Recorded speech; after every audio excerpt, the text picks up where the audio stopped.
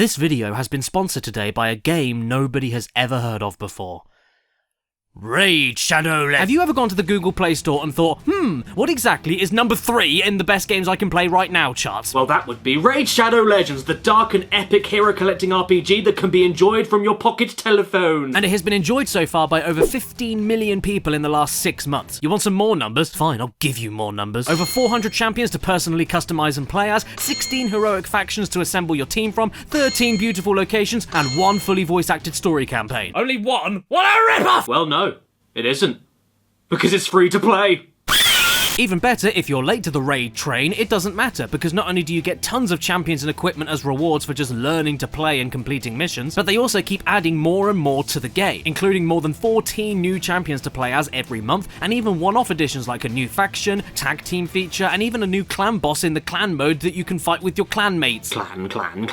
Oh yeah, you can also unlock one of the most powerful legendaries in the game for finishing the progression missions. If I'm waiting for the bus for 5 minutes, or playing chicken on the motorway for 5 hours, I can pick up and put this game down at any time at all, which I love. And since Raid has been everywhere recently, I equally love how it's impossible to be stuck because so many millions are all playing. And you could be one of them too if you head to the description below right now to my special links, where you can not only grab 50,000 silver, but also a free epic level champion you can play with as part of their new player program, so you can start your journey off much easier.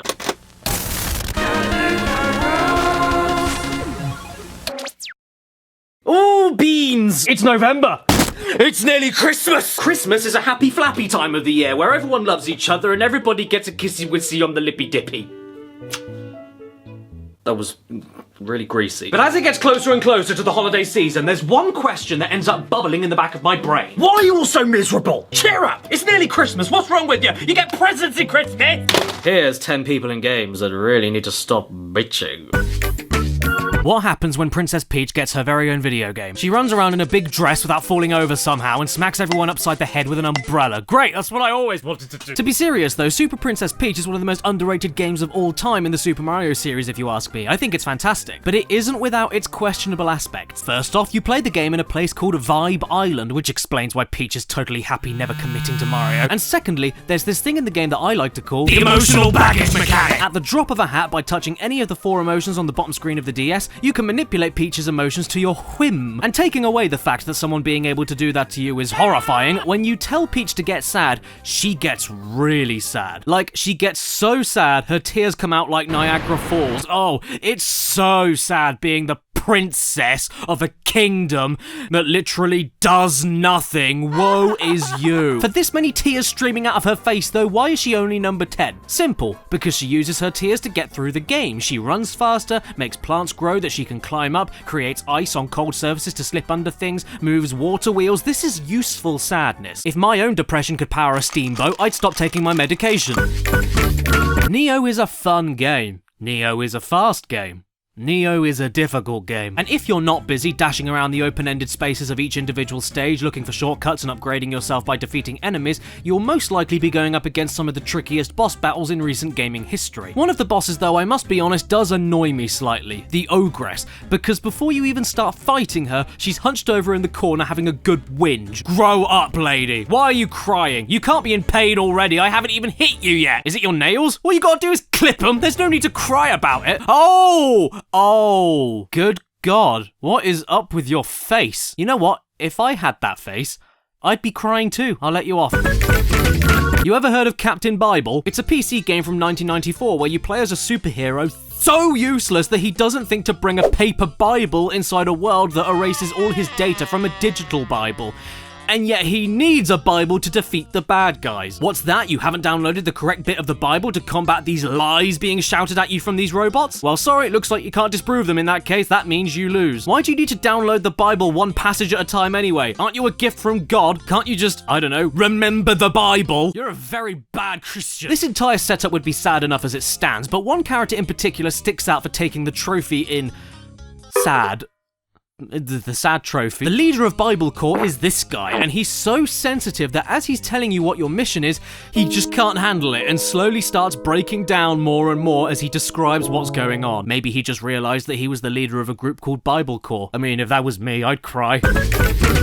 It's a running gag in the Metal Gear Solid games for Solid Snake's genius behind the scenes, Otacon, to love something and then have that thing die. The man is a curse. Not kidding, in every main game he's a part of, he kills a character just by loving them. A sniper, a doctor, his own sister, and whenever this happens in the story, the waterworks fire up. I mean, I'd totally understand this for the first game, you know, the dude doesn't get out that much, he pisses himself when men stand in front of him. So when he starts getting serious with another character, yeah, whatever, he fails to understand the point of everyone killing each other on the battlefield and losing the first person he loves, I get that. By the second game, you know what, I'll let him have this one as well. Losing his only sister who he hadn't seen in years before they could repair their broken relationship, fine, have a good old cry. But by the fourth game, dude, everything you touch dies! You should be used to it by now. Why are you so inconsolable? Whenever you bone someone, they die! You should be expecting it by now. Even worse, after you finally get over yourself and say, I'm done crying. I don't have any more tears to shed. You then cry even more about the same person not long afterwards. I mean, look at you. You've got a MacBook. What more could you want?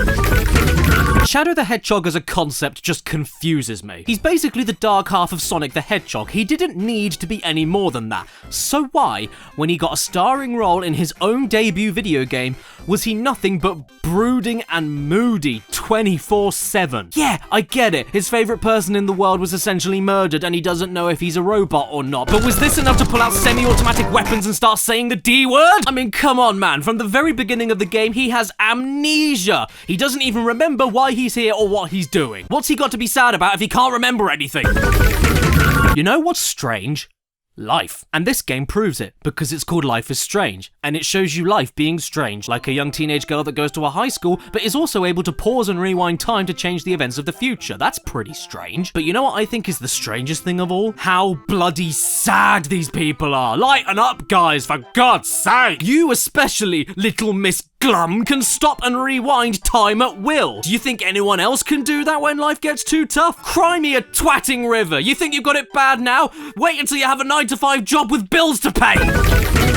Thomas Was Alone is a game about shapes that had to work together and solve puzzles, but that's not all. These shapes have names. And feelings. Take Laura, for instance, according to the wiki. Wait a second. Laura is a depressive AI who suffers from low self-esteem due to her belief that everyone she meets abandons her. You're a rectangle! Psychonauts is a good game, I think. I haven't played it yet. But one thing I do know about it, with all the creepy Easter egg videos I've seen on YouTube, is that there's a moment where you can dive into the mind of another character called Milla and find a hidden room where some of her deepest and darkest memories are stored. In this room is a slideshow called Milas Children, chronicling the story of her old job working in what I think is an orphanage and having a grand old time. Until she pops out for milk and cheese and comes back to see the entire building on fire. Oops! Further on, you can open up a box and jump right on in to see what haunts Mila's nightmares.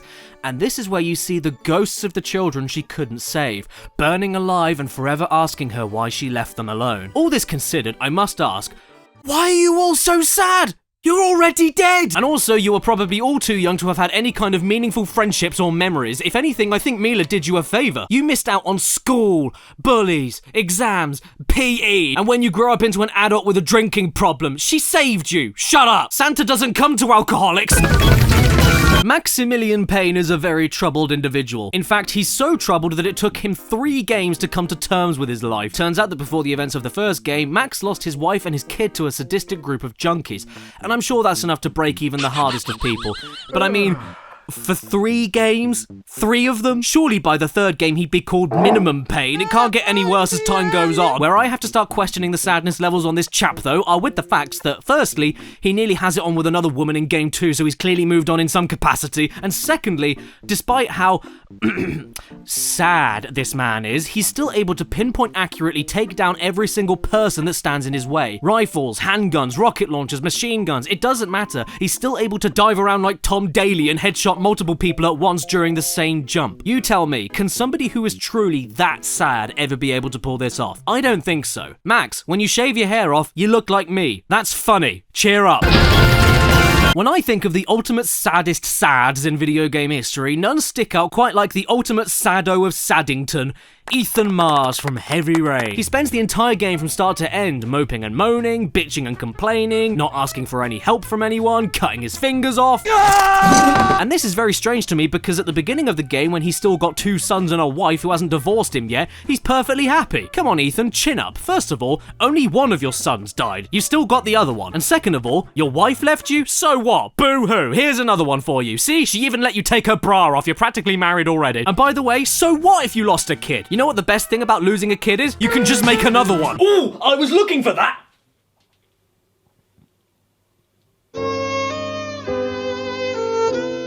And the moral of the story is Prozac.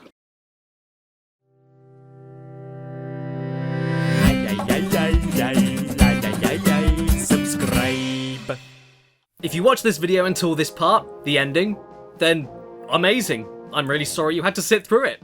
Special thank you to everyone on screen right now that have helped support this channel and all the stupid things I do via Patreon. Wouldn't be able to do this without you guys, so thank you so much. Death Stranding will be next week. Yeah, that's why this video is here. It's bridging the gap between my last review and Death Stranding. It's a much bigger game than I anticipated, so yeah, this video was kind of closing the bridge, bridging the gap, as it were, between those 2 reviews. I hope you enjoyed it, or maybe you didn't and you hate me now, I don't know. But hey, anyway, if you want to follow me on social medias, description below. Twitter and Instagram is where I'm most active all the time, every single day, at least once a day, so go and check them out, please. And before we get to the bloopers, special thank you to the top tier Patreon supporters for this month. Basil, Mitchell Reed, AD Thornton Smith, Nightshade96, MD The Dude, Exopaz, Matthew Hubble, Daniel LaRosa, GTFO Brikachu, Matthew O'Donnell, TARDIS Type 40, Caleb Sanders, Red-Eyed Critic, Fart Rules, Doom Guy, Luke Jones, Brandon Butler Williams, J-Man Crew, The Game Shed, Maiden of Ravens, Anders Amdal, Mr. Peachy, and X-Shadow Hunter ZX. Thank you so much, every single one of you amazing people. But as it gets closer and closer to the holiday season, there's one question that ends up bubbling in the back of my...